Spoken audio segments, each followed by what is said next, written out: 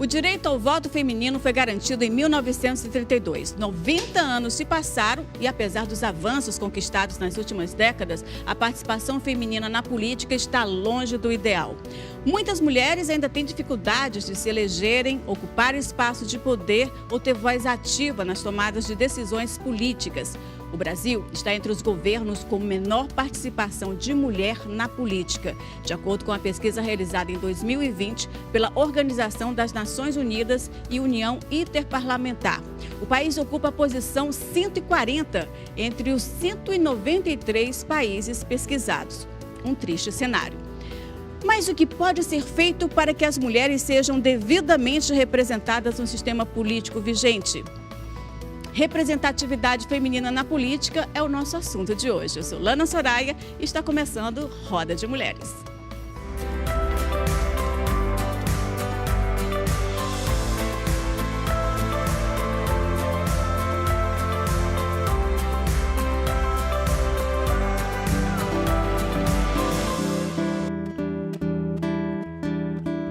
Nós somos mulheres de todas as cores, de várias idades, de muitos amores. Lembro de Dandara, mulher foda que eu sei, de Elza Soares, mulher fora da lei.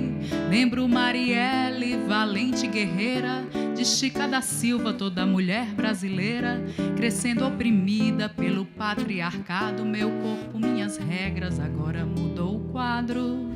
Olá, sejam bem-vindas e bem-vindos. Estamos iniciando essa nova temporada do programa com um assunto relevante para nós mulheres nesse ano de eleição, que é a representatividade feminina na política. Por que precisamos de mais mulheres na política? Para debater este assunto, nós convidamos a professora Maria Luísa Fontinelli. Ela foi a primeira mulher prefeita de capitais do Brasil. E está aqui também com a gente a advogada e coordenadora especial de políticas públicas para a igualdade racial da Secretaria da Proteção Social, Justiça, Cidadania, Mulheres e Direitos Humanos, Marti Silva. A analista judiciária do TRE Ceará, Roberta Laena. E nessa nova temporada estamos trazendo de volta, vocês acabaram de ouvir, a música, porque estivemos com a roda reduzida durante a pandemia, mas graças à vacina estamos voltando aos poucos à normalidade, não é isso? E hoje recebemos a cantora Joyce, que é essa voz maravilhosa que vocês acabaram de ouvir. E sejam todas muito bem-vindas, é uma alegria grande ter vocês aqui. E a gente vai começar esse papo, não poderia deixar, porque se você fala de representatividade, você está falando de Maria Luísa, né? E eu gostaria de te perguntar, Maria, que você falasse um pouco dessa sua trajetória, de como é que foi ser mulher e assumir exercer um cargo de poder num período tão delicado do Brasil, né? Onde o patriarcado e o machismo era normal, né? E nós estávamos saindo de uma ditadura. Como é que foi esse processo para você? Bom, é um prazer imenso estar participando dessa conversa e dizer que a nossa luta começou em torno da ditadura militar. Nós, mulheres, construindo um movimento feminino pela anistia. E há um dado excepcional nessa questão. É a descoberta de que não éramos inferiores aos homens. E fomos à luta para enfrentar o regime militar. Tentamos fazer fazer uma luta capaz de galvanizar corações e mentes. Então, o papel da mulher nesse processo foi determinante. E daí, ao descobrir que podíamos cumprir papéis dessa monta, entramos em várias outras lutas. A luta em ocupações de terra aqui em Fortaleza, as mulheres eram as mais destacadas. Também nós tínhamos no mesmo período, em plena ditadura militar, companheiras que foram capazes de sair da prisão vestindo a roupa da tia em pleno hospital militar. Então, essa coragem, essa tenacidade, essa consciência do papel histórico que nós podíamos cumprir foi o raiar de um novo dia para todas nós. E na campanha já enfrentamos o machismo e começamos a buscar por que os partidos e outros organismos não colocavam a questão da mulher como sendo uma questão determinante, se na estrutura do sistema capitalista estava o patriarcalismo, na sua essência, determinando essa relação dissociada entre homens e mulher. Essa formulação dissociada é mais recente. Não tínhamos essa visão naquela época. Apenas indagávamos por que não, se tínhamos aqui uma mulher dirigindo o Sindicato dos Bancários, uma mulher dirigindo o PCdoB, uma mulher dirigindo a CUT, uma mulher dirigindo, enfim, por que não dar um basta nesse patriarcalismo que, como a música bem disse, quer dominar o nosso corpo e a nossa maneira de expressar a nossa, principalmente a nossa emoção, a nossa afetividade, que era o cuidar da humanidade. Maria, esse machismo estrutural, você encontrava ele também dentro do seu partido, dentro dos seus pares ali? Olha, há um livro, inclusive, de uma companheira da universidade, que ela mostra que os sindicatos, os partidos, mantêm o mesmo esquema. Nós somos sujeitados à lógica do capitalismo, homens e mulheres, porque nós, mulheres, educamos diferentemente nossos filhos, homens e mulheres. Agora não. Porque já temos Está mudando a mentalidade, né? Exatamente, mas agora não, porque já temos uma consciência bem melhor. Há um dado no meu mandato de deputada, na campanha, que um companheiro da luta chegou e disse: como é que vocês estão aprovando uma candidata que é divorciada? Foi perguntar a um padre. E como é que acha que ela vai se eleger se é uma pessoa que ninguém conhece? Dando? Aí o padre disse: é dando que se recebe. Então as companheiras lá do Tauá vibraram e mandaram 1001 coisa maravilhosa para a campanha. Mas então, é impressionante, eu lembro muito dos períodos, principalmente da prefeitura, os seus inimigos políticos, eles atacavam principalmente na questão pessoal, na questão, quer dizer, ele não via a questão da mulher trabalhadora, não era seu trabalho mas era você como pessoa. Então, era muito nesse sentido, né? Você falou agora com relação a você ser divorciada. Bom, a questão se expressou primeiro no lixo. Ou seja, quem é dona de casa, que limpa a casa, tem que limpar a rua.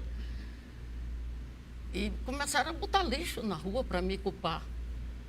Os inimigos aí, não é? Mas então, você teve... Mas tem um outro aspecto, que foi o fato de dizer que eu era dona do motel. Quer dizer, se eu não estava roubando, eles inventaram que eu era dona do motel. Aliás, há uma base nessa questão, porque uma Maria Luísa do Quixadá era proprietária de um motel.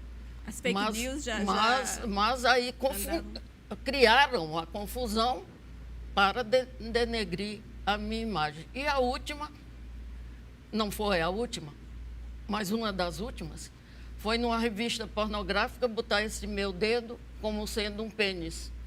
E aí, ou seja, é dizer, mulher não tem capacidade de assumir o poder. Se assumiu, é porque ela é macho. E daí, a questão de que eu era lésbica, ou que eu era puta, ou que eu era... ganhou o mundo. Então, é um processo, ela falando ali do corpo, é um processo que tenta desfibrar a gente. E a minha filha, que era adolescente, sofreu muito. Imagina. Nesse processo. Depois a gente viu isso repetido com Luiziane Lins. O garoto... E agora com a Dilma Rousseff, né? Pois é. O processo é mais ou menos o mesmo, né? Que é o da violência política de gênero, né? É um tipo de violência. De E o ataque pessoal, ele é muito próprio desse tipo de violência. Hoje a lei tipifica os casos de violência, temos um avanço desde o ano passado. Temos agora uma lei que cuida desse tema da violência política, mas um dos principais tipos de violência em todo mundo é esse ataque pessoal, que é muito próximo aí dos atos machistas e misóginos. E surge e se afirma cada vez que as mulheres se colocam, né? Quer dizer, você ter aqui no Ceará uma expressão, naquele momento, o Brasil ainda meio que mergulhado na ditadura, uma expressão como a Maria Luísa, que trazia para o centro da política questões fundamentais, inclusive do ponto de vista da disputa de classe, de uma nova agenda política de democracia, de direitos. Além disso, uma mulher é muita afronta para o sistema.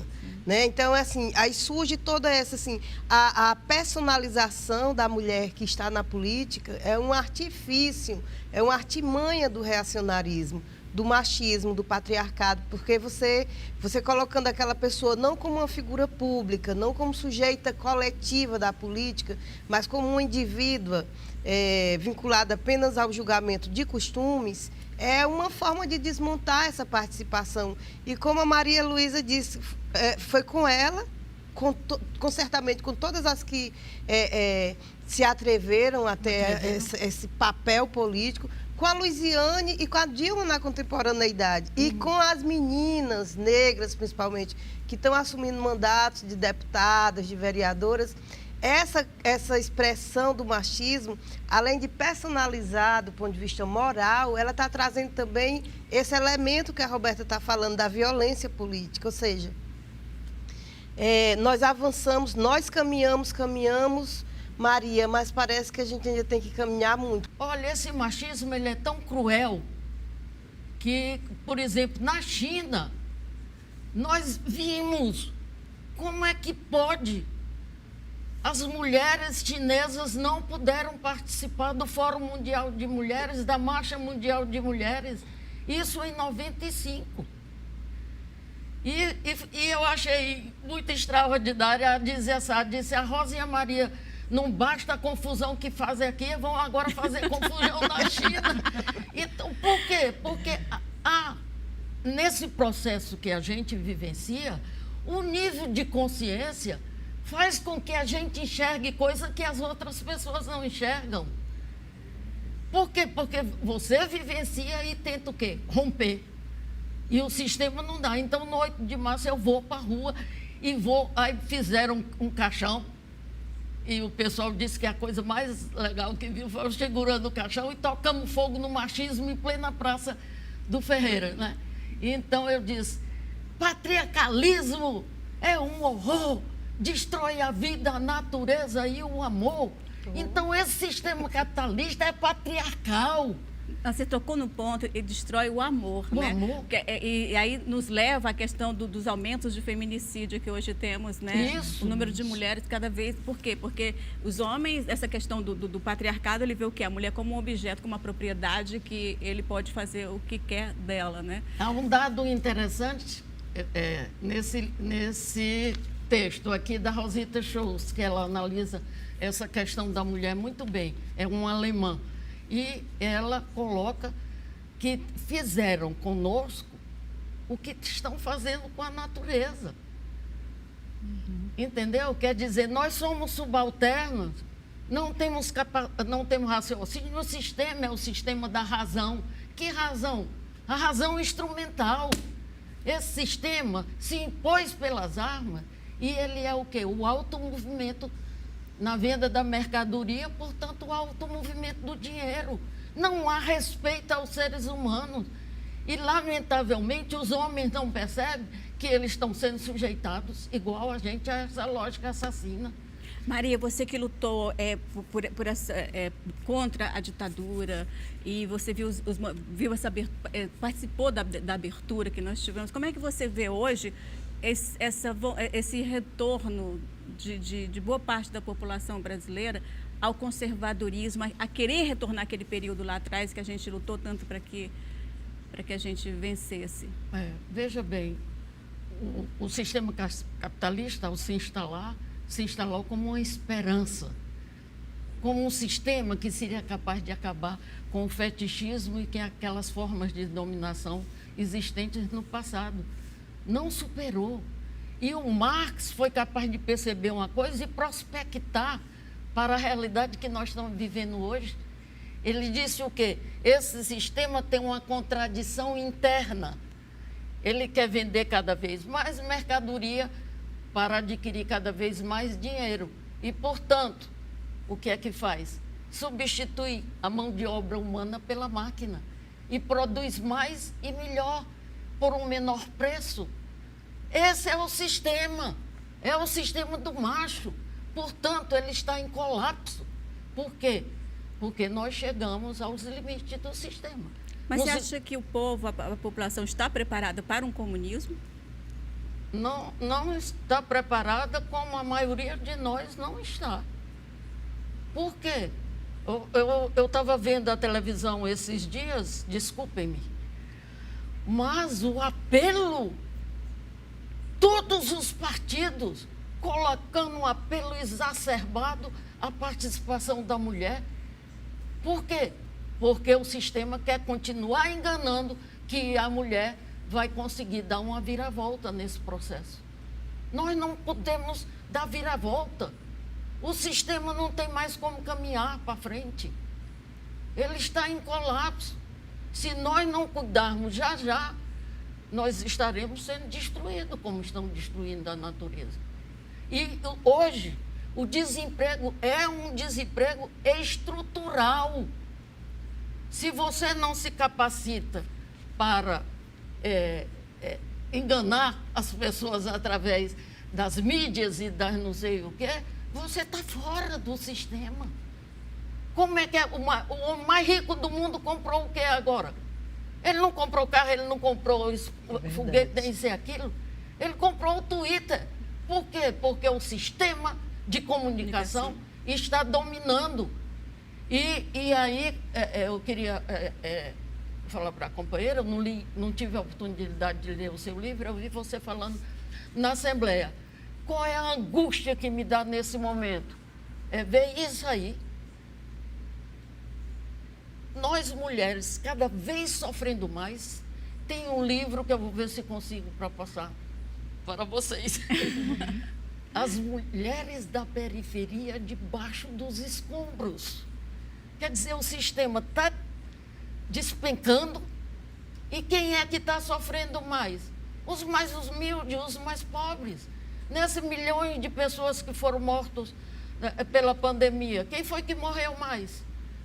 Ainda fabrica uma coisa do empreendedorismo muito falso, de que, por exemplo, as mulheres empreendedoras, que essas mulheres acabam se endividando cada vez mais, através, né? E cria-se um sistema realmente direitos, né? Institucionalizados. Isso atinge quem? Os pobres, e dentro dos pobres a absoluta maioria de mulheres. Mulheres negras. E de mulheres negras. Os jovens negros. Os jovens também. negros. Né? E no campo da política, a gente tem o mesmo reflexo, né? As mulheres candidatas, em sua maior parte fictícias, né? Candidatas, vamos falar um pouco depois. As mulheres, a subrepresentação estável no país, e quando tem cota de candidatura, os partidos continuam com a prática de colocar mulheres de modo fictício apenas para constar e cumprir a legislação, sem que elas de fato sejam mulheres candidatas reais, fazendo campanha real. Sem investimento, sem financiamento, sem apoio. Tem a professora Ildete Mello, professora da UF, no Rio de Janeiro, ela tem uma expressão que eu gosto muito, Maria Luísa, é uma reação inercial, os partidos, né? Há uma reação inercial já de partido de não apoiar, de não incentivar, de não financiar, porque eles não querem perder o espaço que sempre foi feminino. A política é um lugar de homem, não é um lugar de mulher. Há um não lugar na política que é das mulheres, que foi destinado, entre aspas, pelo patriarcado, pela ordem patriarcal. Então é muito difícil. Há essa reação de cara, né? Os homens não nos querem lá, porque se a mulher entra, o homem perde espaço. Aí as mulheres acreditam, é isso? Você acha que a que se deve essa pouca representatividade da mulher na política? São inúmeros fatores, né? Nós temos uma legislação desde 2009 que fala de cota de candidatura. Então, os partidos, nas eleições proporcionais, eles têm que apresentar uma cota de pelo menos 30%. E aí os partidos burlam essa legislação com candidaturas fictícias. Então, eu tenho poucas candidatas reais. Mas não só, porque temos os cargos do executivo, não é só isso. Há falta de financiamento, há falta de investimento, falta de apoio. Já existe uma estrutura formada para que isso aconteça, para que existam menos mulheres na política, é isso? Isso, o âmbito partidário. Para mim, nos estudos e pesquisas que venho fazendo ao longo dos anos, o principal motivo é essa reação dos partidos, porque não há financiamento, não há investimento, não há um apoio, né? As mulheres não têm o capital político que os homens têm. E os partidos, no lugar de incentivar e fazer a longo prazo, né, fazer uma capacitação e um estímulo a longo prazo, eles deixam para perto da eleição, que aí realmente não dá tempo, acabam usando as mulheres de modo fictício. As mulheres continuam participando dessa forma, que não é a forma correta. Então, assim, são muitos fatores, mas acredito, e aí concordo com a Maria Luísa, que nós precisamos mudar o sistema. E no caso da representação na política, eu penso que é o sistema de reserva de vagas de assento e não de cota de candidatura. Mas você está falando o sistema No caso do sistema político de representatividade. De hoje exatamente. A gente tem cotas hoje na lista de candidaturas. Quer dizer que está falando do sistema político, é uma coisa muito mais ampla. Agora, há um dado também, quer dizer que o sistema, o livro A Servidão Voluntária, é de um francês jovem, e depois eu tive a oportunidade de receber, quando Miguel Arraes estava fora do Brasil, ele mandou que nós lêssemos um dado livro, que era Os Condenados da Terra. Quer dizer, o sistema ele é branco, masculino e ocidental. Então, as pessoas negras, índios, aliás, eles botam também os ciganos e tudo, quer dizer que não se adaptaram a essa lógica, eles estão fora. Eles são, como a gente vê agora, pessoas que o sistema não precisa. Você tocou um assunto muito importante, que é essa questão da representatividade também indígena e a LGBTQI+. Mas é um assunto que a gente vai tratar no próximo bloco. Voltamos já já.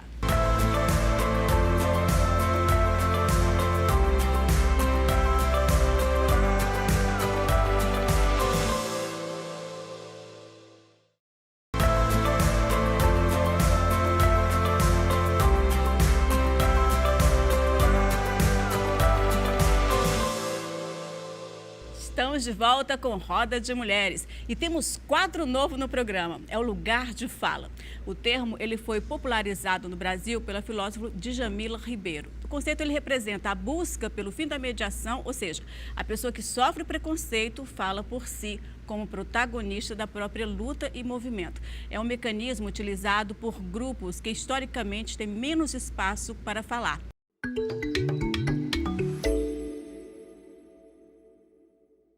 O movimento indígena hoje é um dos movimentos mais organizados no Brasil.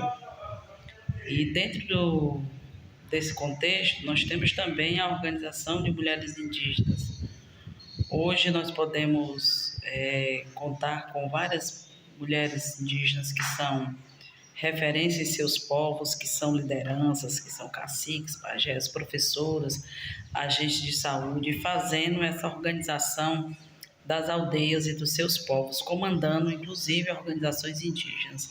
Pensando nessa perspectiva, o movimento debateu exaustivamente as pautas de território, saúde, educação, e também colocamos na pauta das nossas discussões anualmente, nas nossas assembleias, a representatividade política do nosso povo, nas câmaras de vereadores e assembleias. Não chegamos a ter um consenso de qual líder, de qual representante poderia se encaixar melhor e de os povos abraçarem essa campanha. Mas uma discussão dentro das articulações de mulheres, dentro dos seus povos, se viu a necessidade de estar fomentando a participação das mulheres indígenas nesse tema, nessa área, que é a representação nas assembleias legislativas. E o movimento indígena, pensando nessa discussão, ainda sem essa unificação total, mas também pensando nessa forma de projetar as mulheres e dar a ela o protagonismo merecido. Algumas lideranças estão conversando, dialogando com seus povos para que possa, enfim, estar depositando na urna o voto a uma liderança indígena, uma mulher que também conduz o seu povo. Olá, espero encontrar vocês bem, né? Eu sou Dediane Souza, estou aqui para conversar um pouquinho sobre participação política, né? E aí a gente precisa primeiro entender, né, da importância que é as pessoas LGBTQIA+, estarem nesse debate sobre participação política, sobre eleições, sobre esse processo todo, né? Então, eu acredito que é através desse processo, né, da participação política, que nossas pautas enquanto pessoas LGBTQIA+, possam estar no debate público. Então, nesse momento, né, que vivenciamos, o quanto é importante a nossa participação nessa disputa desses espaços de poder.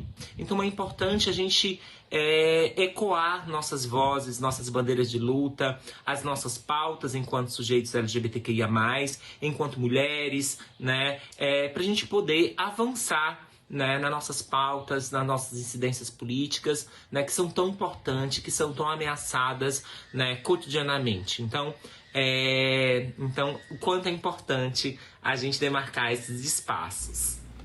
É isso mesmo, maravilhosas, não é? Então, a gente precisa realmente ocupar esses espaços, né? A mulher negra também já tem essa consciência desde muito tempo, apesar de ainda ter um longo caminho a percorrer.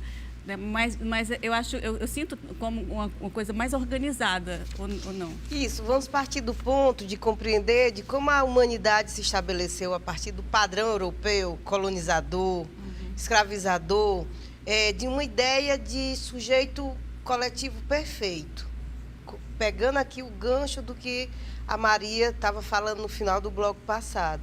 É o homem branco, é o homem, é masculino, branco, europeu, ocidental e com uma religiosidade já bem estabelecida, né? Cristianizada, vamos dizer assim, nesse parâmetro. Tudo que está fora desse padrão é inimigo dele, é inimigo do sistema. Então, são as mulheres, as pessoas LGBTQIA+, as pessoas negras, indígenas, ciganos, povos de terreiro, pessoas que cultuam religiões de matriz africana ou outras religiões. Então, a primeira coisa que a gente precisa centrar no nosso raciocínio de uma ideia transformadora de sociedade é a diversidade. A humanidade ela é diversa em vários aspectos, né? O gênero, classe social é uma coisa à parte, porque é essa luta entre as classes sociais que vai determinar também o futuro da humanidade, né? Se nós vamos superar o capitalismo ou se nós chegaremos à barbárie. Mas, enfim, nós precisamos nos reconhecer como sociedade diversa. E para a questão racial, isso não é diferente, né? Porque a negritude no Brasil, como é que se estabelece essa presença das pessoas negras no Brasil? Ela veio de uma diáspora, de um sequestro de pessoas de um continente inteiro para a dominação de outro continente inteiro, da África para a América. Né? Então, esse é um processo que foi colocado como estratégia econômica de produção, apropriação e extração do lucro pelo colonizador europeu, homem, masculino. Né? E nós chegamos aqui na contemporaneidade com uma população brasileira majoritariamente negra, porque já que chegamos a uma tecnologia de solucionar essa questão da miscigenação para a identificação, né, demográfica, então o IBGE considera que a soma de pardos e pretos forma a população negra. No Ceará, por exemplo, nós temos 71% de população que se autodeclara negra, portanto, mas desprovida de direitos, minoritárias nos acessos aos espaços de poder, no acesso aos bens produzidos. Quer dizer, você tem menos, essa população, porque ela tem menos oportunidade, ela tem menos acesso à tecnologia, ela tem menos acesso ao que a indústria produz para o favorecimento do conforto, do bem-estar, enfim, de várias coisas, inclusive da saúde, né? Ela tem menos acesso às condições de materiais de qualidade, de vida, né? Aí não é só uma justiça do ponto de vista, é uma justiça histórica que nós buscamos, mas ela também se concentra no campo da economia. Ela se concentra no campo dos direitos de existir, de ter essa diferença. Eu preciso respeitar a população cigana, porque ela existe, porque ela precisa ser sujeita de direito. Eu preciso respeitar as pessoas que professam a religião de matriz africana, porque elas existem, estão nesse território e merecem respeito. E o mercado sabe lidar bem com isso, né? Numa determinada medida. E eu preciso respeitar as mulheres negras, porque nessa relação de desigualdade, de hierarquização a partir do gênero e da raça, são as mulheres negras que estão no subsolo das relações sociais, da produção econômica, social, política. Nós temos baixa representatividade em todos os ambientes, né? Nós temos as políticas, a ideia de universalização dos direitos, da saúde, educação, assistência social, não funciona para a população negra, porque as mulheres não são, elas não são ocupantes desses canais de universalidade. Está colocando uma questão fundamental na existência de todos e de todas nós, que é o problema humano. Isso. Você tem que ver o outro como humano, portanto, idêntico a você, mas diferente na sua sexualidade, na sua cor, na sua... Entendeu? E que maravilha isso. Mas é fundamental. Então, por que é tão difícil entender isso? Pois né? mas por que é tão difícil entender? Você vê, você colocou a questão porque hoje está tão grave. A Rosita Shows usa a expressão o aselvajamento do machismo, mas não é só do machismo. Do racismo. É o aselvajamento do racismo e de todos os aspectos que tiram do ser humano a sua condição de humano para ser o não idêntico. Isso também, enquanto a Marti estava falando, em relação às mulheres negras, as mulheres indígenas também, né? Eu estava vendo a Ceissa Pitaguari falando. Exato. E a gente tem um exemplo aqui, que é a Cacique Pequena, que foi a primeira mulher indígena também, né? A primeira mulher cacique. Cacique, né? Reconhecidamente no Brasil. E o quanto ela avançou lá no povo Genipapo Canidé, historicamente nas lutas, nas conquistas, e o quanto ainda falta, né? E eu fico pensando também que a gente, infelizmente, a gente tem um símbolo. Qual é o maior símbolo indígena que a gente tem aqui no Ceará? É o da Iracema do José de Alencar. Sim. Que é uma visão completamente, né, distorcida. É da dominação, né? Da dominação do colonizador. Então, a gente ainda exalta tanto. A gente precisava é uma imagem colonizada, passar, né, superar essa imagem colonial da Iracema e trazer novos protagonismos indígenas também de mulheres. Inclusive, a romantização, que nós precisamos romper com essa página histórica, da romantização do encontro entre o colonizador e as mulheres indígenas, entre o colonizador e as mulheres escravizadas. Exatamente. Porque, na verdade, foi uma prática de extrema violência sexual, né? A população miscigenada do Brasil, ela é resultado de um estupro do colonizador contra as mulheres negras escravizadas, contra as mulheres indígenas. Precisamos recontar a história de Iracema. A verdadeira história. A Iracema, nós precisamos ter um mito fundador, e ele pode ser uma mulher indígena, mas ele não pode ser uma mulher embevecida, enganada com esse romantismo que não existiu. O colonizador não foi gentil com as nossas antepassadas. Ele tomou as terras, ele tomou a liberdade e ele tomou o corpo. A gente precisa construir um Iracema que tenha essa bravura, essa coragem, mas é que ela não seja apenas a amante do colonizador, porque ele não a amou. Ele a violentou. A gente precisa a história tem que ser contada, né, desde o descobrimento, né? Nada contra a Iracema. Nós precisamos tomar essa Iracema para a nossa história. Né? Construir uma Iracema como a história verdadeira se deu. Né? Tirar essa Iracema do idílio, essa mulher sonhadora que parece que foi escrita por uma novela das 17. Mas, Marti, você acha que para contar essa história a gente vai ter que começar lá atrás do descobrimento, né? Isso, porque a história, né, contar toda sobre a ótica do subalternizado. Isso. Nós não temos registros históricos contados pelas mulheres, pelos indígenas, pelas pessoas pobres. Isso. Nós temos uma história contada pelo sistema que é branco, proprietário, né? Que é heterossexual. Esse tema do lugar de fala, né? Que a Alana abriu esse bloco, né? E aí eu vou tentando responder a importância de você falar a partir do seu lugar de fala, né? Exatamente, de dar voz a esses seres, né? E tentando responder por que é tão fácil compreender. Eu não acho que seja fácil porque é um sistema de privilégios, porque eu acho que não pode deixar de ser dito. Por que não é fácil as pessoas compreenderem que é ser humano? Porque é um sistema de privilégio. O homem branco proprietário, o europeu, ele não quer perder o privilégio. Exato. E todos os outros, né, há todas as outras consequências disso, todos os outros espelhamentos desse sistema de privilégios. Então, não é simples, porque é uma questão de poder. Exatamente, e que está em todos os setores. Mas essa conversa a gente continua no próximo bloco, mas a gente vai ficar com a voz da Joyce para encerrar este bloco, hein, Joyce? Queria cantar um trechinho de uma canção chamada Germinar, de Flaira Ferro e Ilana Queiroga, que são duas mulheres de Pernambuco, que ela diz assim no refrão: tá na hora de reagir, entender que somos gigantes, ocupar o nosso lugar, acolher nossas almas. Nunca é tarde para replantar. Nossa terra é de amor.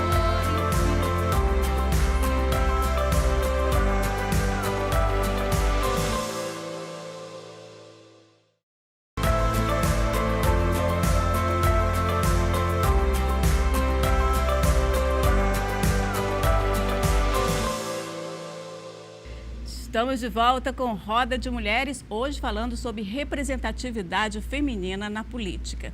E aqui, a nossa querida Laena, ela lançou o Fictícias, que foi um estudo que você fez de doutorado, né? Eu queria que você contasse um pouco sobre isso e sobre essa candidatura de mulheres e a violência política de gênero, né? Que tem uma relação. Como é que você fez essa pesquisa? O que te motivou? Sim, eu lancei o livro em 2020 pela editora Radiadora, editora cearense, e é minha tese de doutorado em Direito, né, na UFRJ, e fiz pesquisas sobre um tema ainda pouco falado na academia jurídica, né, minha formação é em Direito, e é um tema em que eu tentei conhecer de forma mais aprofundada, pela perspectiva das mulheres, esse universo das candidaturas fictícias. Nós temos uma lei no Brasil, é uma lei eleitoral, que coloca, né, e obriga os partidos nas eleições proporcionais a uma cota de 30% de cada gênero. E no caso, né, sabemos que historicamente as mulheres são a minoria, então 30% de mulheres e 70% de homens. Em razão disso, os partidos encontraram uma forma de burlar essa lei. Então, eles apresentam listas de candidaturas e burlam, colocando mulheres de forma fictícia.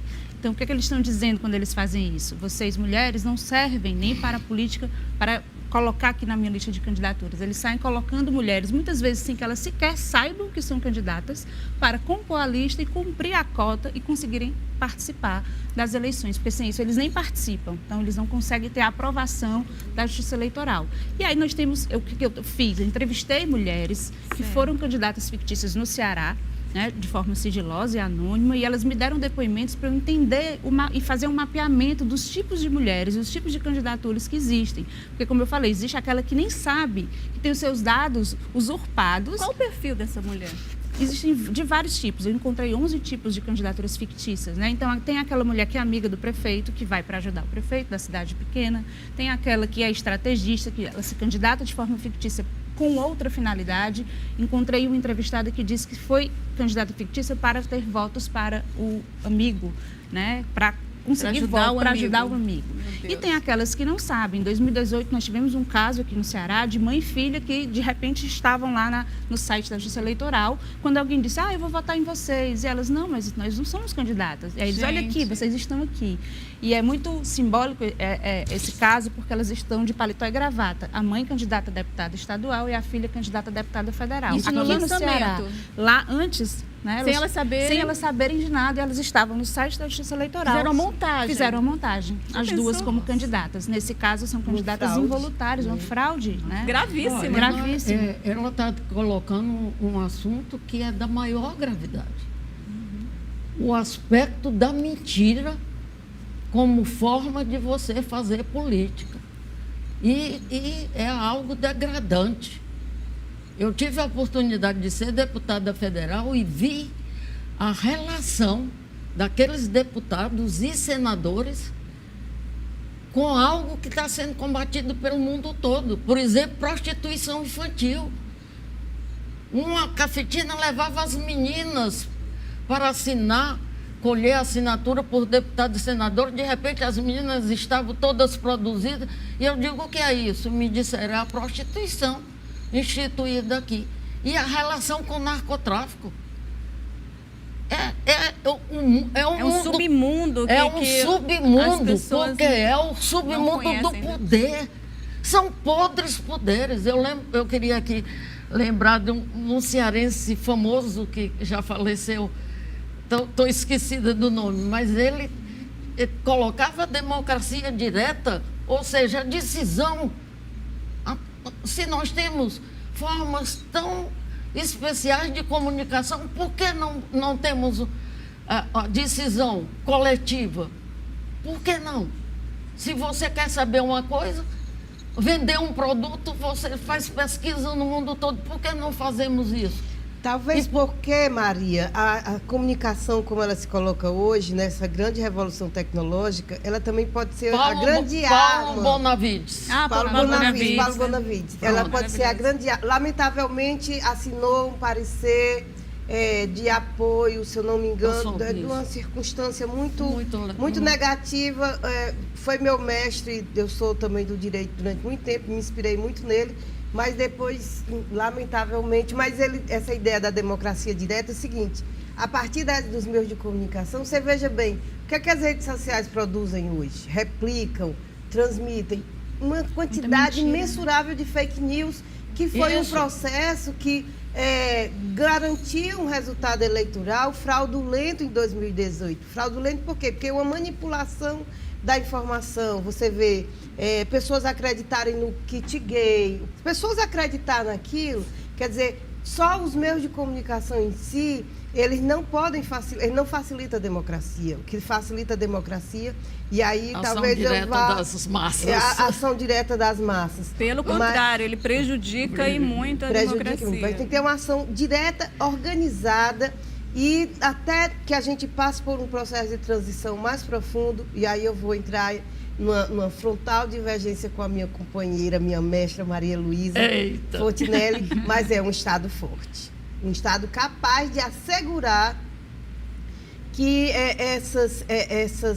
esse pacto político ele seja protegido, ele seja politicamente protegido, não basta ser juridicamente protegido, ele precisa ser politicamente protegido, porque aqui agora em 2022 nós colocamos... É bom explicitar qual é a divergência. A divergência aqui é que o sistema, da forma como ele está estruturado, a política é totalmente submetida a essa lógica destrutiva e enganosa. Portanto, quando eu falei a referência à China, é como é que se diz, um Estado forte.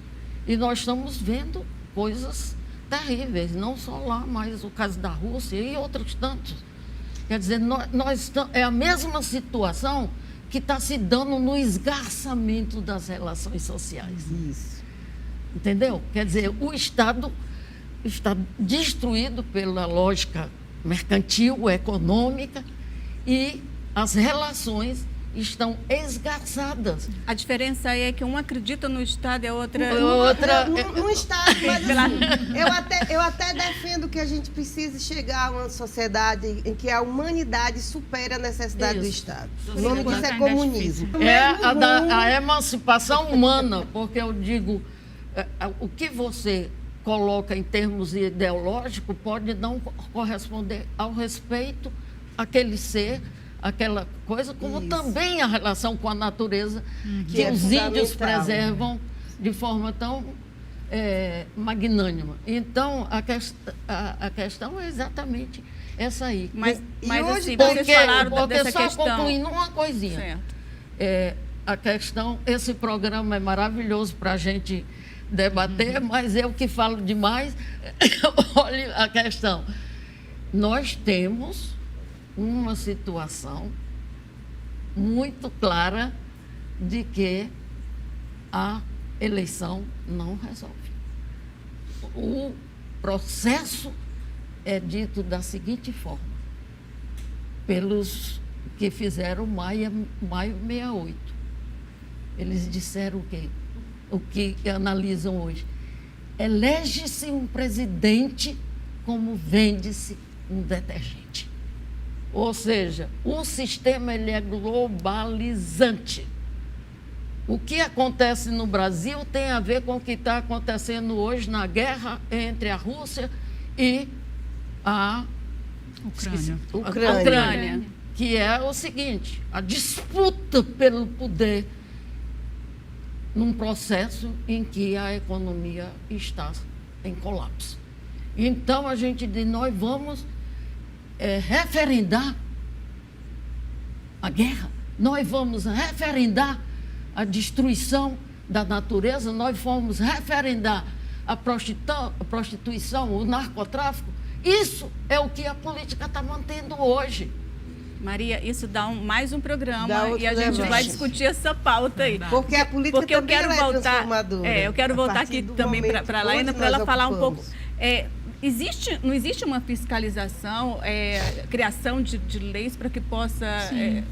Sim, agora nós temos ter um um controle avanço nesse disso? tema. Nós não tínhamos nada no Brasil, quando eu escrevi o livro, por exemplo, e agora, no passado, em agosto, tem finalmente promulgada a lei que dispõe sobre a violência política contra as mulheres. Hoje é crime, é um crime do Código Eleitoral, e há a previsão que o Ministério Público Eleitoral fiscalize, né? Então, o Ministério Público Federal, inclusive, criou um canal próprio de denúncia para as mulheres vítimas de violência política terem mais facilidade de fazer essa denúncia à época das eleições.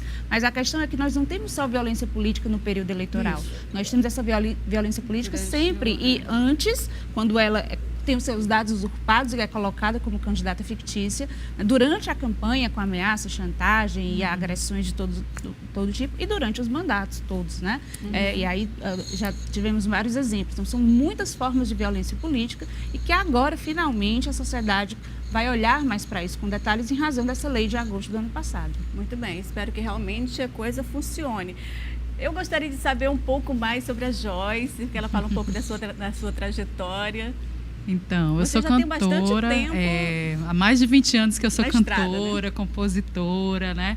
Sou atriz também, fiz Olha, faculdade colega. de artes cênicas. No começo, aqui, quando a gente ainda não tinha graduação em teatro, né? Eu sou das primeiras turmas do IFCE e hoje também sou professora, né? Eu fiz o mestrado em artes e eu trabalho como professora de artes no próprio IFCE, lá no campus de Quixadá, no nosso sertão central, querido. Sua terra, Maria. Uma honra.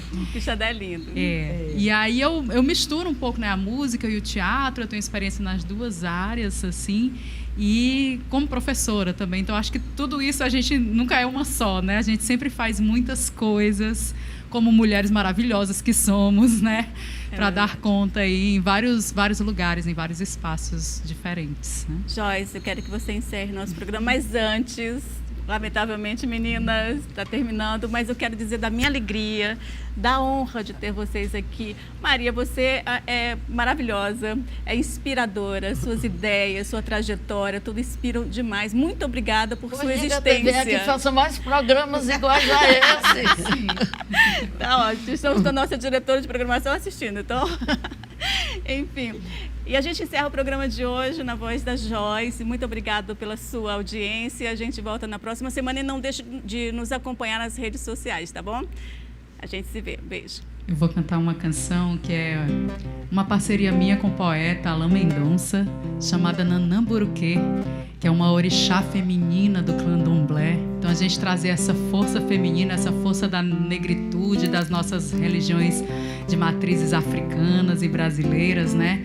Para mandar nossas mágoas e lavar todas essas águas aí cinzentas e impuras de tudo que a gente falou aqui, né? Ela diz assim, a canção: ó Nanamburuquê, mande suas águas lavar minhas mágoas.